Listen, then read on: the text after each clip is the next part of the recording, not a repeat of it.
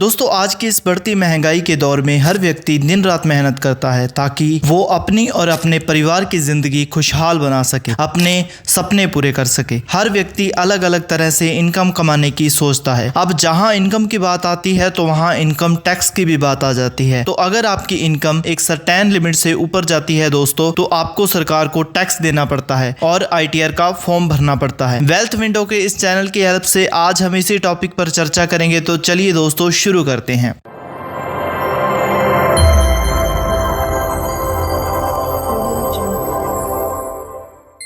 नमस्कार दोस्तों, मेरा नाम है नवजोत सिंह। वीडियो शुरू करने से पहले आपसे एक छोटी सी रिक्वेस्ट है कि मैंने अभी ये चैनल नया स्टार्ट किया है, तो प्लीज दोस्तों मुझे सपोर्ट कीजिए। अगर आपने चैनल को सब्सक्राइब नहीं कर रखा है तो प्लीज सब्सक्राइब कर लीजिए, और ऑलरेडी सब्सक्राइब है तो भैया बहुत बहुत धन्यवाद आपका। इस वीडियो को प्लीज लाइक कर देना, और कोई फायदा हो, कुछ ज्ञान मिला हो आपको इस वीडियो से तो प्यारा सा कमेंट भी कर देना। चलिए दोस्तों टॉपिक पर आते हैं। दोस्तों एक व्यक्ति बहुत तरह से इनकम कमाता है। कोई शेयर मार्केट से कमाता है, कोई सरकारी या प्राइवेट जॉब करके कमाता है, कोई बिजनेस करता है, तो कोई रेंट या पेंशन की इनकम कमाता है। तो दोस्तों इसके लिए सरकार ने 5 हेड बना रखे हैं। उसी के हिसाब से आपकी ITR का जो फॉर्म है वो सिलेक्ट होता है, जिसकी हम आगे चर्चा भी करेंगे। ITR के फॉर्म दोस्तों 1 से लेकर 7 तक होते हैं, और अभी जो आपका साल चल रहा है 1 अप्रैल 2024 से लेकर 31 मार्च 2025 तक फाइनेंशियल ईयर 24-25 और असेसमेंट ईयर 25-26 रहने वाला है, जिसकी ITR प्रेजेंट में चल रही है। अब आप अगर कोई इनकम कमा रहे हैं तो आपको सरकार को ये चलकर बताना होता है कि मेरी इतनी इनकम है, जिसके लिए आपको ITR का फॉर्म भरना होता है। सबसे पहले हम बात करेंगे कि वो कौन कौन से लोग हैं जिनको ITR भरनी जरूरी होती है। अब इसमें भी ओल्ड और न्यू 2 टैक्स रिजाइम होते हैं, जिसे आपको ITR के टाइम पर सिलेक्ट करना होता है। सो दोस्तों बिना कोई छूट लिए अगर आपकी इनकम 2.5 लाख रुपए से ज्यादा चली जाती है और आपकी उम्र 60 से नीचे है, 3 लाख रुपए से ज्यादा चली जाती है और आपकी उम्र 60 से 80 साल के बीच है, 5 लाख रुपए से ज्यादा चली गई और आपकी उम्र 60 साल से ऊपर है, तो ITR आपको निश्चित रूप से दोस्तों भरनी जरूरी है। आपका चाहे टैक्स या TDS कटा हो चाहे नहीं कटा हो, कोई मतलब नहीं है। वहीं दोस्तों अगर आप न्यू टैक्स लैब में जाना चाहते हैं, अगर आपकी इनकम 3 लाख से ज्यादा चली जाती है बिना किसी डिडक्शन और एग्जम्पशन के, तो आपको दोस्तों ITR भरनी जरूरी होती है, आपकी उम्र चाहे कितनी भी क्यों ना हो। बात करते हैं दोस्तों कि एक व्यक्ति कितनी तरह की इनकम कमा सकता है। तो मैंने पहले भी आपको बताया कि एक व्यक्ति 5 तरह की इनकम कमा सकता है। पहला टाइप होता है सैलरी या रिटायर होने के बाद जो पेंशन आती है वो। दूसरे टाइप में इनकम फ्रॉम हाउस प्रॉपर्टी, अगर आपका कोई मकान, दुकान, प्लाट का किराया आता है तो इसके अंदर आ जाएगा। तीसरा टाइप है कैपिटल गेन, यानी कि अगर कोई शेयर मार्केट, म्यूचुअल फंड या प्रॉपर्टी में कोई कमाई हुई है तो वो कैपिटल गेन के अंदर आ जाती है। इसके बाद अगर कोई माल बेचते हो या कोई सर्विस देते हो, मतलब कोई बिजनेस करते हो, तो वो इनकम PGBP में आ जाएगी। PGBP का मतलब है profit and gain from business and profession. इन चारों में जो इनकम नहीं आती है वो आती है अदर सोर्स की इनकम, जैसे FD या सेविंग का ब्याज, कोई पार्ट टाइम इनकम, कोई स्पेशल इनकम जैसे क्रिप्टो वगैरह की इनकम होती है, तो वो भी इसी के अंडर आती है। इसके बाद बात करेंगे दोस्तों टाइप ऑफ ITR की। तो 1 से लेकर 7 तक के ITR फॉर्म होते हैं। मैंने आपको पहले बताया ITR 1, 2, 3, 4, 5, 6 और 7। दोस्तों इसमें बहुत से लोगों को कंफ्यूजन रहता है कि सर कौन सा ITR का फॉर्म भरें, तो मैं मोटा मोटा बताने की कोशिश करूंगा। अगर आपको ज्यादा डीप में जानना है तो आप कमेंट कर सकते हैं, मैं इस पर एक सेपरेट वीडियो बनाने की कोशिश करूंगा। फर्स्ट ऑफ ऑल हम बात करेंगे दोस्तों सबसे पहला और सबसे ज्यादा भरे जाने वाला फॉर्म ITR 1, जिसका दूसरा नाम सहज फॉर्म भी से बोलते हैं। ये फॉर्म रेजिडेंट इंडिविजुअल के लिए है। अगर आप NRI हैं तो आप ये फॉर्म नहीं भर सकते हैं। अगर आपकी सैलरी आ रही है, पेंशन आ रही है, एक जगह से आ रही है, 5 जगह से आ रही है, ITR 1 का फॉर्म आपको भरना होगा। अगर एक मकान से हाउस प्रॉपर्टी, एक दुकान के किराए की इनकम आ रही है तो ITR 1 का फॉर्म भरना होगा। एक से ज्यादा मकान या दुकानों की इनकम आ रही है तो ITR 1 आपके लिए नहीं है। इनकम फ्रॉम अदर सोर्स में FD का ब्याज, सेविंग का ब्याज, पार्ट टाइम की इनकम, लेकिन स्पेशल इनकम है जैसे क्रिप्टो की इनकम, तो ITR 1 का फॉर्म आपको नहीं भरना होगा। एग्रीकल्चर इनकम अगर आपकी 5,000 रुपए से ऊपर आ रही है तो ITR 1 का फॉर्म आपको भरना होगा। और इसी साल यानी कि फाइनेंशियल ईयर 2024-25 से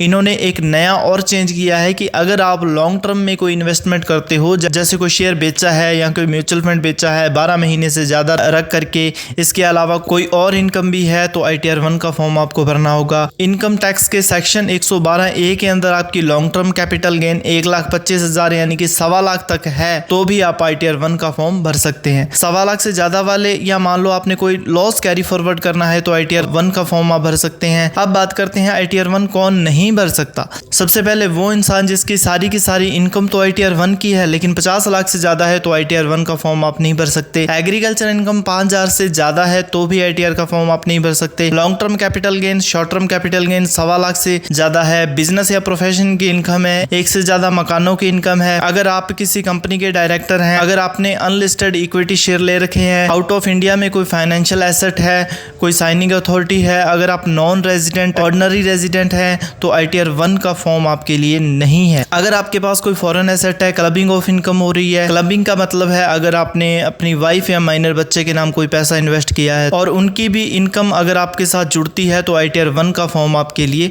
जरूरी है। इसके बाद हम बात करेंगे ITR 2 के बारे में। दोस्तों ये फॉर्म सबसे ज्यादा कॉम्प्लिकेटेड फॉर्म होता है। अगर आप शेयर मार्केट में पैसा लगाते हैं और शॉर्ट टर्म कैपिटल गेन से पैसा कमाते हो या म्यूचुअल फंड से पैसा कमाते हो तो ITR 2 का फॉर्म आपको भरना होगा। कोई भी इंडिविजुअल या HUF है तो ITR 2 का फॉर्म आप भर सकते हैं। इनकम अगर सैलरी से आती हो, पेंशन से आती हो, चाहे एक जगह से आती हो, 2 जगह से आती हो, रेंट आता है मकान दुकान प्लाट का एक जगह से या कहीं से भी हो तो ITR 2 का फॉर्म आपको भरना होगा। इनकम फ्रॉम अदर सोर्स जैसे कोई FD या सेविंग का ब्याज आता है, इसके अलावा स्पेशल इनकम जैसे कि क्रिप्टो, लॉटरी या कोई हॉर्सेस रेस की इनकम आती है और ITR 1 वाली इनकम थी लेकिन 50 लाख से ऊपर चली गई है तो ITR 2 का फॉर्म आप भर सकते हैं। किसी कंपनी में डायरेक्टर हैं, अनलिस्टेड इक्विटी शेयर हैं, आप NRI हैं, long term capital gain, short term capital gain में कोई प्रॉपर्टी वगैरह बेची है, फॉरेन के अंदर कोई एसेट है, एग्रीकल्चर इनकम 5,000 से ऊपर है, क्लबिंग ऑफ इनकम आपको हो रही है तो इन सब के लिए आपको ITR 2 का फॉर्म भरना होगा। दोस्तों ITR 2 कौन नहीं भर सकता?